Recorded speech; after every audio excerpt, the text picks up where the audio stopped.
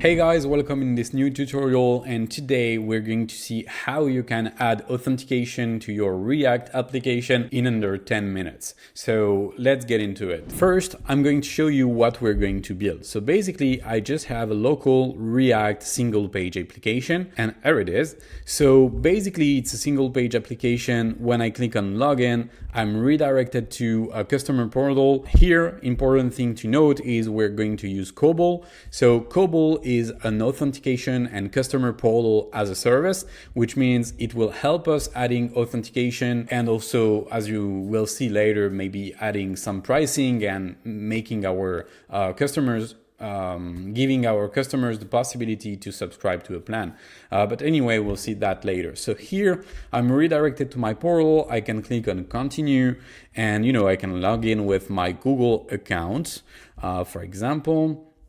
I can authorize it, and then once logged in, I'm redirected back to my React application. What you can see here is now I'm authenticated. I can access other features of my application. Here, for example, I can see my user profile. I can get all information about my user anywhere in my app, and I can also get some access token, some ID token, and many things like that will be useful later. And later I will explain you why those tokens are helpful. So basically I can also view my pricing page. Maybe you wonder what it is. So as I told you before, when you use COBOL, you don't only use an authentication portal, it's a full featured customer portal. So here, if I want to, I can link my Stripe account and I can display some prices and some product my users can subscribe to directly on my customer portal.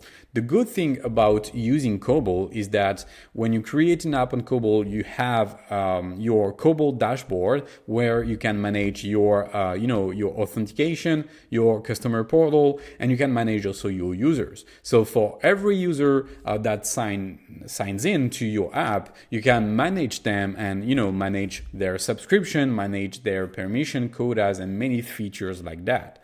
So we won't cover all those features in this tutorial because we'll focus on authentication, but as you will see, COBOL can help you on many different aspects to save time building a SaaS platform. Okay, so let's jump right into it. So on this tutorial, we're going to use the React Quick Start guide provided by COBOL. So if you want to find it, you can go to docs.cobol.io and you'll find the React Quick Start. So it's important to note that this tutorial is intended for React single page application. So if you're using frameworks like Next.js, the configuration is almost the same, but it will use another SDK, which is the Next.js COBOL SDK. And something will be different, especially due to the fact that Next.js has the server-side component and the client-side component things. So yeah, this tutorial is for React. If you don't use React, maybe you want to check another tutorial. So let's get into it. The first thing we're going to do is we're going to create a React application. If you already have one, that's not a big of a deal. You can ignore this step. So here I would just copy paste that and I will rename here my app. So let's get into it. So I will open my terminal. I'm in the right folder. So I will just rename that part and I will name it COBOL React or just React tutorial. Okay, so I can go to my directory, I can run npm install. And now, instead of running it right away, I will just open my web editor. I'm using WebStorm, but you can use VS Code or any editor that works for you. So, okay, we have our application boilerplate that has been scaffolded, and now we can start coding. Great. Let's see what we have to do next. So next, we have to install COBOL React SDK. So let's go. I will open the terminal in my code editor and do npm install COBOL /React. Now, what we're going to do is we'll configure our COBOL provider and our router at the same time. So I would just copy that on the main.tsx page I have, and I will explain it to you. So basically, what it does is very simple. First, we are wrapping our entire application into the COBOL provider. So the COBOL provider will help us to instantiate a COBOL client and will provide authentication and the user authentication state in our application. So it means anywhere from our application, we'll be able to access the user context and the user state. We'll know if the user is authenticated, we'll get the user profile, and we'll benefit from all the COBOL's features. Secondly, we're also using the router provider. And this router provider, as you can see, comes from React Router DOM, which is React Router, and helps us to manage pages. Now, as you can see, we are some missing parts here. The first one is the router, which is here, and we need to create it. So to create it, we'll first install React Router. So I will do npm install React Router DOM, and we'll create a file named router. So let's get into it. So router.tsx, and from this page, we'll just export a constant named router, which will be equal to create browser router, and here have some routes. And how amazing it is Copilot knows everything about it. So here I just need to import that. So here it is. What I'm doing here is very simple. I'm importing the create browser router function from React Router, and then I'm telling React Router where my pages of my application are. Here I'm using for the home page the slash routes, and I'm telling, okay, for this route, use the home component. Obviously, we don't have this component already, so we're going to create it right now. So we'll create a pages folder, and into it we'll create our home.tsx component. We'll just export a basic function saying it's the home page, and we'll export it. And that's about it. So now I can import my home page component, and that's it. My router is ready. Okay, so we're good to go.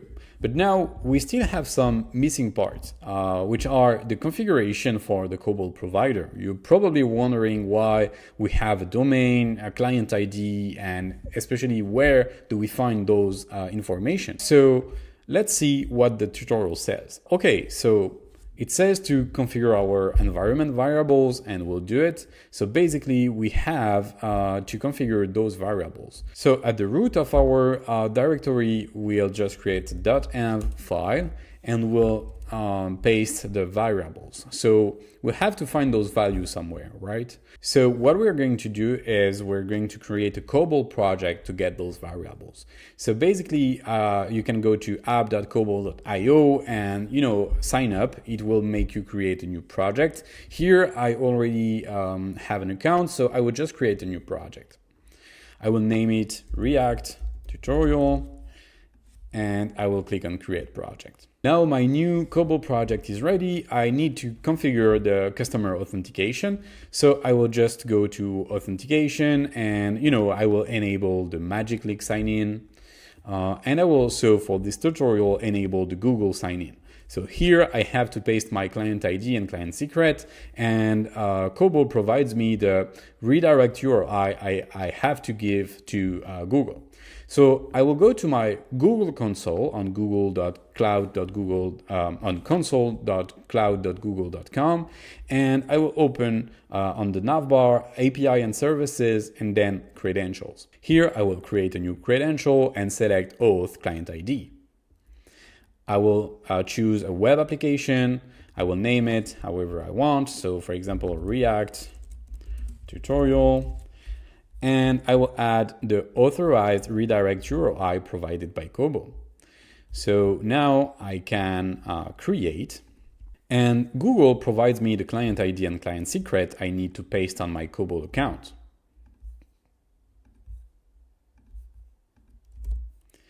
I paste those, and I will just enable the service. And that's about it. I just configured in less than 1 minute email sign in and Google sign in for my app. The thing I need to do now, if I go to the getting started guide, is I need to create an auth application. So let's do it. I will click on create application. I won't add a logo, but you can add a logo on this page, and I will name it React tutorial.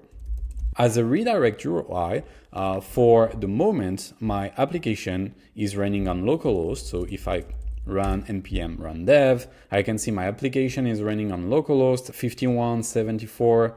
So I will use that URL. This is our app, by the way, not great looking at the moment, but we'll improve that later. So I will use this URL, and what we're going to do is we'll create a page named the callback, and I will show you that in a minute. So I will just add this. You can leave it empty, but we know it already. So I will use that redirect URI as a starter. Okay, now I have my COBOL application, and as you can see, I already have some information needed for my app. So I will copy the client ID and I will add it to my environment as a COBOL client ID. I will do the same for, not the secret, I will do the same for the redirect URI here. This is the URI of my choice, to be honest, and I will do it for the domain. So by default, COBOL provided us a customer portal domain. So I don't need that. I just need the root of the domain. And yeah, by default, we have domain provided by COBOL for our customer portal, but I can create a custom domain later if I want to. For this tutorial, a default domain is fine. So we have our variables. But now, if we follow along the tutorial, we'll see we need to configure a callback page. So this is not big of a deal. I just have to copy that and create a page named callback.tsx. And we'll paste our content. So what are we doing here? It's very simple. Basically, we're creating a React page. So it's a basic React component, and we are using the handle callback component provided by COBOL. So the flow is as follows. When the user will get redirected to our customer portal, it will sign in, use Google sign in and things like that. And then the user will get redirected back to our React application. And once the user will get redirected to our React application, it will get redirected to our callback page. So do you remember we added the redirect callback URL, which was, our application /callback. We are creating this page right now. So COBOL handles everything. You just have to create a page, and you have only to use the handle callback component. COBOL will handle everything for you. Now we have to register this page for it to be available in our router. So I will just go to router.tsx and I will create a new page. I will name it /callback and I will import my component. That's great. So now if I go to my app, which is running here, and I open /callback, you can see I have the error message because if it doesn't work, we have an error message here, but my page actually works. Instead, if I use another page that doesn't exist, I have another error, which means my page doesn't exist. But here, our page is created and works. So we have a home page and we have a callback page. So what do we have to do now? Well, mostly nothing, because we added the COBOL provider already. So our app is ready to use the authentication, and we added our React router. So we are mostly done. The only thing we miss is we need a way to redirect our user to the authentication portal provided by COBOL. And the easiest way to do it is surely to use the login button provided by the COBOL React SDK. So you can use it like this. You don't have to add anything inside the component, but you can add anything inside to customize it. But it works as it. So by adding the button, you can see now I have a login button on my application. I can click on login. I'm redirected to my new COBOL authentication portal. I can click on continue with Google. I will log in. Click on continue. Authorize. And boom, I'm redirected to my app, and you can see it now, but I'm authenticated as a user. A good way to see it is if you go to your Cobol project and you go to users, you'll see you now have a new user and you can see your user's information. So now, what if I want to display the user's information, or maybe to display some information for authenticated users only or unauthenticated users only? Well, Cobol also provides some useful component for that. So for example, I can use the signed in component to display content only to signed in users. For example, I can use the logout button provided by Cobol only for signed in users.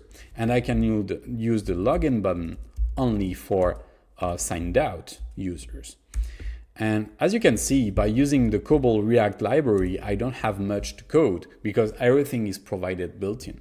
So let's see how it works. So now I can see the logout button because I'm signed in. If I click on logout, I see the login button because I'm signed out. So by default, Cobol will expose the user's information using a hook. So I can do const user equal use auth, and I can import that hook from Cobol React SDK as well. And now I can print the user information or use them as I want. So for example, here, I can JSON.stringify the user object to display it on my app. Let's try to log in again. And boom, I have my user's information. So if I want to only display the username, I can do it that way. And boom, I can use my user's information anywhere in my application as long as my user is authenticated. And if I log out, I don't see the user information anymore because Cobol manages the state of my application for me. Now, do you remember in our first demo application, I showed you could get other information like the access token, the ID token, and things like that. I will quickly explain how to get those information and why those information could be useful for you. So to get those, it's very simple. You just have to do const Cobol equal use Cobol and import the use Cobol hook from the Cobol React SDK as well. So now this hook exposes the Cobol client. And the Cobol client, as you can see, exposes many features provided by the Cobol client SDK. So basically, you can use the getID token method, the getPortal URI, and many methods like that. So I won't use those features in this tutorial because we want to focus on authentication, but having a Cobol access or ID token will be helpful when you have backend application and you want to authenticate your users from your backend, because you will be able to attach the Cobol ID token or Cobol access token to every request going to your backend API. And that way, using the Cobol backend SDK, you will be able to authenticate your users and to say, okay, I got this request, I will verify the access token, and now I will get exactly the user's information because those information will be available in the token. And having those tokens back inside will also help you to use other Cobol features on behalf of your users. For example, getting the current product and subscription of the user, or for example, incrementing the quota and the usage of some specific features, because as I told you before, Cobol also provides this kind of features for you. So I won't go over all the features provided by the Cobol React SDK. You can learn more about those features on docs.cobol.io, but one that will be useful for you, for example, is displaying the link for your users to manage their profiles and subscription. So Cobol exposes another component named profile link, and this component has to take some content. So for example, my profile, and here using this link you can display a link to your application. You can customize it obviously, and you can display a link for the users to go directly on their customer profile and on the customer portal and manage their profile and subscription. I know our application was a bit ugly, and maybe you're telling yourself, okay, Kevin completely fooled us because he showed us this cool application and we just created a white screen with some weird buttons. Okay, I just did that to keep the tutorial simple because I didn't want to, to bother you with CSS and things like that. But the good news is you can access this boilerplate with style and, every fancy buttons directly on the GitHub of Cobol.io. So if you go to GitHub, Cobol.io and React Auth example, you can fork the repository and get the exact example I showed you in the demo. So this one. I hope this tutorial has been helpful for you. Feel free to reach out anytime and leave any question in the comments below. And yeah, have a good rest of your day. Happy coding, guys. Bye.